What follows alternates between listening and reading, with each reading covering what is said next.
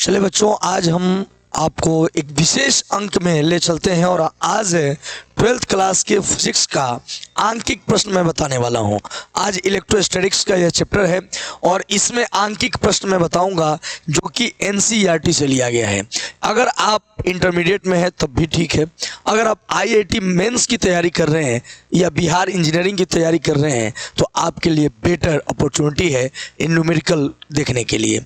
आप अगर इसे हमें ऐप पर देखना चाहते हैं, अगर आप ऐप पर देख रहे हैं तो ठीक है, और अगर आप YouTube पर देख रहे हैं तो YouTube को आप सब्सक्राइब कर लीजिएगा और ऐप पर चैलेंजर स्टडी पॉइंट सर्च कीजिएगा। प्ले स्टोर में जाकर तो आप ऐप को इंस्टॉल करके भी वहाँ से आप देख पाएंगे। फेसबुक पर देख रहे हैं तो आप शेयर और कमेंट जरूर कीजिएगा। चलिए आज के क्लास की शुरुआत करते हैं और चलते हैं इलेक्ट्रोस्टैटिक्स का शानदार क्वेश्चन की ओर। और पहला क्वेश्चन देखिए, कितना बेहतरीन क्वेश्चन है। पहला क्वेश्चन आपके सामने क्या है? पहला क्वेश्चन है कि यदि बराबर धारिता के, माने धारिता जिसका बराबर है, तीन सांधारित्र को श्रेणी क्रम में जोड़ा गया है। क्या किया गया है? श्रेणी क्रम में। और परिणामी धारिता जो है वह 6 माइक्रोफैराड का है। तो अगर उन्हीं तीनों सांधारित्र को समानांतर क्रम में जोड़ा जाए तो परिणामी धारिता क्या होगा? आप पढ़े हैं श्रेणी क्रम के लिए। श्रेणी क्रम में क्या होता है? श्रेणी क्रम में समतुल्य संधारित्र की धारिता का मान होता है Ceq बराबर 1/C1 plus 1/C2 plus 1/C3 होता है। ठीक है, चलो अब क्या है कि यह Ceq इक्विवेलेंट का मान जो दिया है, परिणामी का मान वो दिया है 6। कितना दिया है? 6 माइक्रोफैराड दिया है। और कह रहे हैं ना कि ये जो C1 C2 तीनों क्या है? बराबर है, बराबर धारिता है। माने 1/C 1/C ये 1/C। कुल मिलाकर यह हुआ कि 1/6 इक्वल, ये जोड़िएगा तो 3/C हो जाएगा। ठीक है, अब इसको कैंचिया गुना कीजिए। C बराबर 6 गुने 3 मतलब C बराबर 18 माइक्रोफैराड। कितना हो गया? 18 माइक्रोफैराड हो गया। मतलब यह है कि ये तीनों संधारित्र की जो धारिता है 18, 18 और 18 है। अब कह रहे कि इसको तीनों को समानांतर क्रम में जोड़ना है। तो आप जानते हैं समानांतर क्रम में क्या होता है? समानांतर क्रम में आप जानते होंगे Ceq बराबर होता है C1 plus C2 plus C3। तो क्या होगा? 18 18 18 जोड़ेंगे तो कितना होगा? 54 माइक्रोफैराड। आंसर क्लियर है। आपने यह देखा कि अगर तीन सांधारित्र जो है वह समानांतर क्रम में जोड़ा गया है तो उसकी समतुल्य धारिता का मान 6 बार है। तो मैंने क्या किया कि श्रेणी क्रम में जो होता है वह 1/Ceq बराबर 1/C1 plus 1/C2 plus 1/C3 मैंने कर दिया। यहाँ 1 इक्विवेलेंट कितना है? 6 है, 1/6 कर दिया गया। 1/C plus 1/C plus 1/C हो गया 3/C। कैंचिया गुना किया गया तो C बराबर 18 माइक्रोफैराड हो गया। अब समानांतर क्रम में जो है, समानांतर क्रम में इसको क्या करना है? जोड़ना है। तो समानांतर क्रम में क्या हो जाएगा? C1 plus C2 plus C3 हो जाएगा। तो 18 18 18 कितना हो जाएगा? 54 माइक्रोफैराड हो जाएगा। क्लियर है? कंसेप्ट क्लियर है? श्रेणी क्रम में यह और समानांतर क्रम में टोटल हो जाएगा 54 माइक्रोफैराड। कोई दिक्कत? चलते हैं अगले प्रश्न की ओर। आशा करता हूं कि यह आपको एकदम समझ में आ गया होगा, इसमें कोई दिक्कत नहीं होनी चाहिए। चलिए अगले सवाल को देखते हैं बच्चों। अगला सवाल क्या है? अगला सवाल क्या है ये देखते हैं। मैं सोच रहा हूं एक दिन में 5-5 क्वेश्चन आपको बताए जाए ताकि आपको भी बोरिंग महसूस ना हो और एक एक सवाल आप बेहतरीन तरीके से समझ पाए। क्वेश्चन समझिए क्या है, एकदम आसान भाषा में इसको बनाऊंगा। 64 जिसमें प्रत्येक की धारिता 5 माइक्रोफैराड है, मिलकर एक बड़ा बूंद बनाते हैं। माने छोटे छोटे बूंद जो 64 है वह मिलकर एक बड़ा बूंद बना रहा है। और बड़े बूंद की धारिता क्या होगी? छोटे बूंद की धारिता 5 है तो बड़े बूंद की धारिता निकालना है। मान लीजिए, माना कि छोटे जो बूंद है गोलाकार होंगे, छोटे बूंद की त्रिज्या जो है वह कितना? वह 4 हो जाएगा। सॉरी, त्रिज्या जो है छोटा r मान लेते हैं, स्मॉल r। त्रिज्या हमें मालूम नहीं है, कितना मान लिया गया भाई? स्मॉल r मान लिया गया। ठीक है, और अब रही बात कि बड़े बूंद की त्रिज्या हो जाएगी कैपिटल R।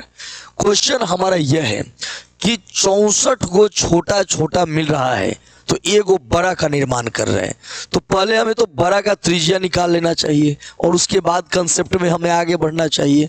यह देखिए कितना आसान भाषा में आप इसको बना पाइएगा। आप लिख दो कि हाँ भाई अतः बड़े बूंद का जो आयतन होगा वह 4/3 पाई आर क्यू होगा। ठीक है, जब 64 छोटे छोटे बूंद मिलकर बड़ा बूंद बन रहा है तो बड़े बूंद का आयतन बराबर 64 छोटे बूंद का आयतन हो जाएगा। तो 64 गुने और छोटे क्या है, छोटा हो बड़ा हो, आयतन का सूत्र तो यही रहता है। अब यहाँ से क्या हो जाएगा, यहाँ से हमें यह समझना होगा कि भाई कट कौन रहा है। यह तो स्पष्ट है कि 4/3 पाई से 4/3 पाई कट जाएगा। अब क्या होने वाला है, ये आर क्यू है और हमें आर क्यू अगर निकालें और यहाँ है 64 आर क्यू, तो क्या होगा, आर बराबर एक घनमूल हो जाएगा 64 आर क्यू, मतलब आर बराबर हो जाएगा 4r।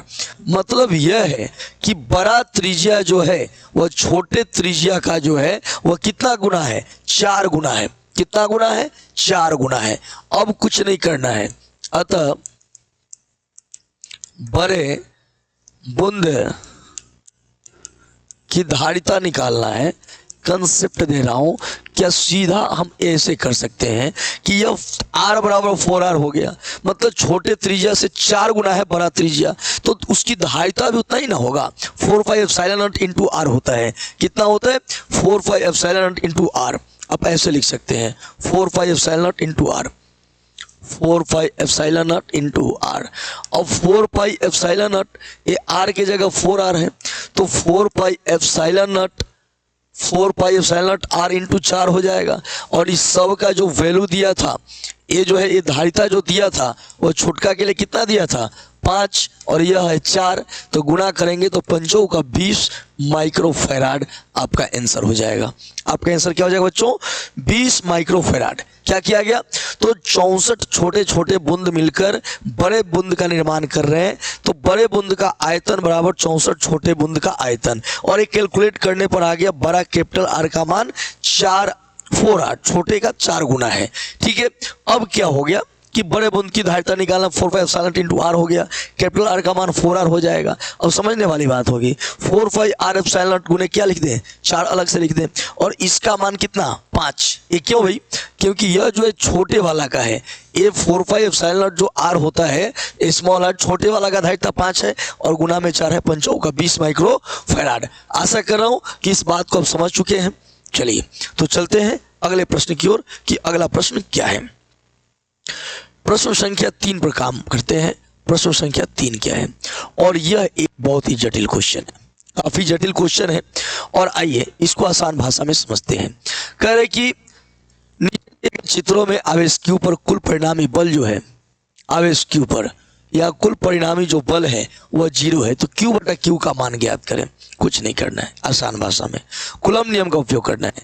यह जो हम देख पा रहे हैं यहाँ पे जो है यह ए है, यह इस पर भी बल लगाएगा, यह भी इस पर बल लगाएगा, और यह भी इस पर बल लगाएगा, और तीनों बल लगाएगा। ठीक है ना, पहले हम क्या करते हैं, यह कितना बल लगाएगा यह देख लेते हैं, एफ ए देख लेते हैं। क्या देख लेते हैं, एफ ए, यह कितना इस पर बल लगाएगा। कूलम नियम जानते हैं ना, क्या होता है, Q1 Q2, Q1 Q2, पहले का Q दूसरा का Q, 4 epsilon naught into R square. त्रिज्या क्या है, आर स्क्वायर हो गया, क्लियर है। फिर हम निकाल देते हैं एफ सी। अब यह कितना बल लगाएगा यह देखते हैं इस पर, फिर वही बात Q 4 एप्सिलॉन नॉट क्या हो गया, आर स्क्वायर। अब परिणामी देखिए, यह भी बल लगा रहे और यह भी बल लगा रहे, और दोनों एक दूसरे पर क्या है, लंबवत है, और दोनों एक दूसरे पर लंबवत हैं, तो फिर हमें कुछ नहीं करना है, हमें निकालना परिणामी। और जब लंबवत है तो परिणामी हम निकालेंगे F A plus F C का, हमें परिणामी निकालना है। क्या करेंगे, रूट अंडर इसका स्क्वायर और रूट अंडर इसका स्क्वायर, दोनों को जोड़ देंगे, हो जाएगा रूट अंडर इसका स्क्वायर और प्लस में इसका स्क्वायर हो जाएगा, Q 4 epsilon naught R square का स्क्वायर। तो अब आप बताइए ये क्या हो जाएगा। कुल मिलाकर हम देख पा रहे हैं कि F A plus F C, ये हो जा रहा है रूट अंडर दो हो जा रहा है ना। यहाँ देखिए, यहाँ जो है वही चीज पीछे है, यह जो है वही चीज यहाँ पर भी है। तो क्या लिखेंगे, इसको क्या लिख सकते हैं भाई, इसको लिख सकते हैं Q Q 4 pi epsilon naught R square का स्क्वायर। ठीक है, अब इसका परिणामी निकाल लेते हैं। ये परिणामी आपका हो जाएगा रूट अंडर दो और यह Q Q 4 pi epsilon naught R square, ये हो गया परिणामी। लेकिन दिक्कत यह है कि यह जो है ना प्रभावी, माने इस पर टोटल जो बल लग रहा है वो 0 लग रहा है। इसका मतलब इसके द्वारा जो बल लगाया गया, टोटल बल इसके द्वारा लगाए गए बल के बराबर है। इसके द्वारा लगाए गए बल के क्या है, बराबर। इसका मतलब इसका जो वैल्यू होगा वह एफ डी के बराबर होगा, क्योंकि एफ ए अब प्लस में एफ सी का जो परिणाम होगा वह जो है वह एफ डी के क्या होगा, एफ डी के बराबर होगा। क्योंकि यह दोनों इस पर बल लगा रहे हैं, तो इस परिणामी 0 कब आएगा, जब दोनों के द्वारा लगाया गया बल इसके द्वारा लगाया गया बल के क्या हो, बराबर हो। तो थोड़ा सा हम एफ डी पर विचार कर लें कि एफ डी क्या होने वाला है। हमारा F A plus F C आ गया है, यह देख पाएंगे इसका वैल्यू आया कितना, रूट अंडर दो Q Q 4 pi epsilon naught square. यहाँ तक हमें कोई दिक्कत नहीं है। अब क्या करना है ना, यहाँ पे यह समझना होगा कि यहाँ से यहाँ तक का निकालना है। एफ डी वही ना है, तो क्या लिखेंगे क्यू क्यू, ठीक है। उसके बाद क्या लिखेंगे, क्यू क्यू तो हो गया। अब हो जाएगा यहाँ क्यू है, यहाँ भी क्यू है, सॉरी ये भी क्यू है, 4 pi epsilon naught R square लिखना है। यही सोचने वाली बात होगी भाई, आर स्क्वायर कैसे लिखें, ये दिक्कत है। आर स्क्वायर, यहाँ दूरी हमें मालूम नहीं है, यहाँ से यहाँ तक की दूरी मालूम नहीं है, लेकिन ये मालूम है कि यह भाई क्या है, यह आर है और ए भी आर है, ये तो वर्ग है। यहाँ नीचे आप देख पाएंगे ये डिस्टेंस जो है आर है, वो भी क्या है, आर है, लंबाई चौड़ाई बराबर है इसका। तो मतलब यहाँ पर तो यह बन रहा है कि ये तो वर्ग है, तो ये रूट अंडर 2r हो जाएगा ना। रूट अंडर 2r का क्या हो जाएगा, स्क्वायर हो जाएगा। फिर क्या होगा, फिर 4 pi epsilon naught R square बराबर क्यू स्क्वायर बटा 4 पाई एप्सिलॉन नॉट, और ये क्या हो जाएगा भाई, तो यह 2r स्क्वायर हो जाएगा। रूट 2 का स्क्वायर 2 हो जाएगा, r स्क्वायर हो जाएगा। देखो कट क्या रहा है इसमें एक क्यू से एक क्यू कट जाएगा, एक काम खत्म। 4 पाई r स्क्वायर ये कंप्लीट खत्म हो जाएगा। अब देखो क्या बच रहा है, यहाँ पे देखो रूट 2 बच रहा है, इधर 2 है तो ऊपर चला जाएगा, और ये q बटा में q, मतलब q बटा q का जो वैल्यू आया वो 2 रूट 2 आ गया। कितना आ गया बच्चों, 2 रूट 2 आ गया। मैंने कंसेप्ट क्या लगाया, कूलम्ब नियम का इस्तेमाल किया, इसके द्वारा इस पर लगने वाला बल, इसके द्वारा इस पर लगने वाला बल दोनों निकाल लिया, और दोनों चूंकि एक दूसरे के समकोण पर थे, इसलिए यहाँ देखोगे मैंने क्या किया है, मैंने उसको जोड़ दिया है। ठीक है, मैंने उसको जोड़ दिया है, इसको चूंकि एक दूसरे के समकोण पर है तो दोनों को मैंने जोड़ दिया। रूट अंडर पहला स्क्वायर जोड़ दूसरा स्क्वायर, कर निकाल दिया, परिमाण निकाल दिया। और परिमाण निकाल दिया तो चूंकि दोनों बलों का परिणामी इसके द्वारा लगाए गए बल के परिणामी के बराबर होगा, तभी तो प्रभावी बल 0 होगा ना। तो इसके द्वारा लगाया गया बल निकाल कर और मैंने बराबर कर दिया है। इस प्रकार से आपको मिल गया q बटा q का मान 2 रूट 2 हो जाएगा। क्लियर है कंसेप्ट? तो आप आशा करता हूं मैं कि आपने इसको ध्यान से समझा होगा और इसको मैंने बारीकी से समझाने का प्रयास किया है। ठीक है, अगले सवाल की ओर चलते हैं अगर आप कहें तो। और अगला सवाल यह है, एक काम करते हैं, आज 4 क्वेश्चन रहने देंगे, 4 क्वेश्चन बड़े क्वेश्चन हैं, तो मन बोरिंग ना हो, ये 4 क्वेश्चन का प्रैक्टिस कीजिएगा। फिर हम आगे बढ़ेंगे, 10 क्वेश्चन एक दिन में करेंगे। आज चूंकि फर्स्ट क्लास है, एपिसोड फर्स्ट है, आगे एक प्रश्न का, इसलिए मैं जो है एक ही प्रश्न है, आज मैं 4 प्रश्न बता पाऊंगा। देखिए, यह जो है आवेश की किसी छोटे गोले पर, यह कोई आवेश है, पहला आवेश Q1 का मान दिए 0.4 माइक्रो कूलम। ठीक है, इसको लिख सकते हो 0.4 मल्टीप्लाई 10⁻⁶ कूलम। ठीक है, एक और आवेश है, उस पर कितना है भाई, वह दूसरे पर अगर आवेश है 0.8 माइक्रो कूलम का, तो ये 0.8 10⁻⁶ कूलम हो जाएगा। ठीक है, लगने वाला बल भी मालूम है, दोनों के बीच लगने वाला बल 0.2 न्यूटन का है, ये भी हमें मालूम है। तो कह रहे कि दोनों गोलों के बीच की दूरी कितनी है, यह पूछ रहे हैं। ठीक है, कुछ नहीं करना है, एकदम सिंपल ही बात है कि भाई बल कैसे है। तो बल बराबर आप जानते हैं Q1 Q2 4 pi epsilon not R square, ये होता है ना। अब क्या करना है हमें कि हमें तो दूरी निकालना है, R स्क्वायर निकालना है, तो ये रहेगा Q1 Q2 और 4 पाई एप्सिलॉन नॉट इनटू में F हो जाएगा, ऊपर से नीचे आ जाएगा। अब R स्क्वायर हो जाएगा। अब देखो यहाँ 1/4 पाई एप्सिलॉन नॉट का जो वैल्यू होगा ना वो 9 गुने 10 के पावर 9 हो जाएगा। यहाँ कुछ नहीं तो एक है, आइए हो जाएगा 9 गुने 10 के पावर 9। Q1 का मान कितना है भाई? Q1 का मान 0.4 10 के पावर -6 हो जाएगा। Q2 का मान कितना है? 0.8 मल्टीप्लाई 10 टू द पावर -6 हो जाएगा। और बटा में, ये बटा में ही है, और बटा में F का मान कितना है? 0.0 दिया होगा 2 न्यूटन, लिख दिया गया। देखो यहाँ 1/4 पाई एप्सिलॉन नॉट 9 गुने 10 के पावर 9 हो जाएगा। यहाँ तो कंसेप्ट क्लियर है। अब सबको गुना कर लेते हैं, आसान सी भाषा में सबको गुना कर लेते हैं। तो गुना कीजिए, कैलकुलेट कीजिए। ये तो कट गया भाई 2 मरतबे, कितना? 2 मरतबे कट गया। अब जो गुना होने वाला है गुना करो। तो गुना कैसे करोगे भाई? तो यहाँ देखो 9 दूना 18 हो जाएगा, 18 8 144। तो अगला पेज पर हम कैलकुलेट करते हैं। R स्क्वायर बराबर 144। यहाँ देखिए गुना कैसे हुआ है भाई?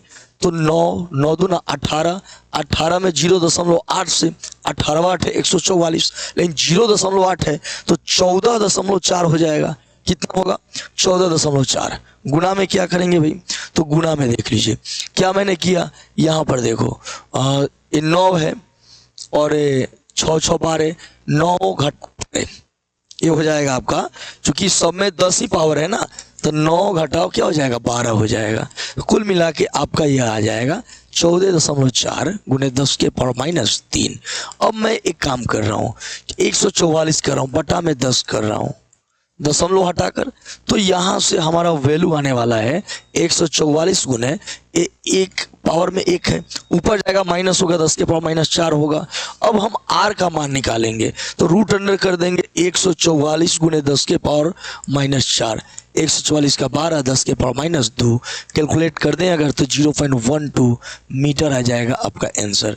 मतलब दोनों आवेशों की जो बीच की जो दूरी थी वह 0.12 मीटर आ गया है। मैंने क्या किया तो एकदम स्पष्ट आपको सूत्र मैंने बताया कि भाई यहाँ सूत्र लगाएंगे कूलम नियम Q1 Q2/4 pi epsilon not R square, और ये जो है 1/4 पाई एप्सिलॉन नॉट का मान होता है 9 गुने 10 के पावर 9 होता है। Q1 Q2 का मान बिठा दिए और F का मान बिठा दिए, कैलकुलेट कर दिए, और कैलकुलेट करने के बाद हमारे पास यह उत्तर आता है 0.12 मीटर। मतलब दोनों आवेशों के बीच की दूरी इतनी है। अब कह रहे हैं कि दूसरे गोले पहले गोले के कारण कितना बल लगाएगा? भाई जितना बल पहला दूसरा पर लगाएगा उतना ही बल दूसरा भी पहला पर लगाएगा। अगर यह जो कह रहे हैं कि पहला दूसरे पर लगा रहे कितना 0.2 न्यूटन का बल, तो एकदम सिंपल सी बात है न्यूटन के तृतीय गति नियम के अनुसार कि यह भी बल लगाएगा 0.2 न्यूटन का। पहला दूसरा पर जितना बल लगाएगा उतना ही बल दूसरा भी पहला पर लगाएगा। आशा करता हूं कि आप बात को समझे होंगे। अगर आप हमारे चैनल पर नए हैं या ऐप पर नए हैं तो आप यह वीडियो जो है, यह जो ऐप का लिंक है या फिर यूट्यूब पर जो वीडियो का लिंक है आप अपने दोस्तों में शेयर करें ताकि अधिक से अधिक लोग लाइव क्लास में जुड़ सके। और यूट्यूब पर और ऐप पर दोनों पर हम लोग लाइव आएंगे, लेकिन उसके लिए करना होगा इंतज़ार। तो कीजिए इंतज़ार और दीजिए इजाज़त। धन्यवाद। जय हिंद, जय भारत।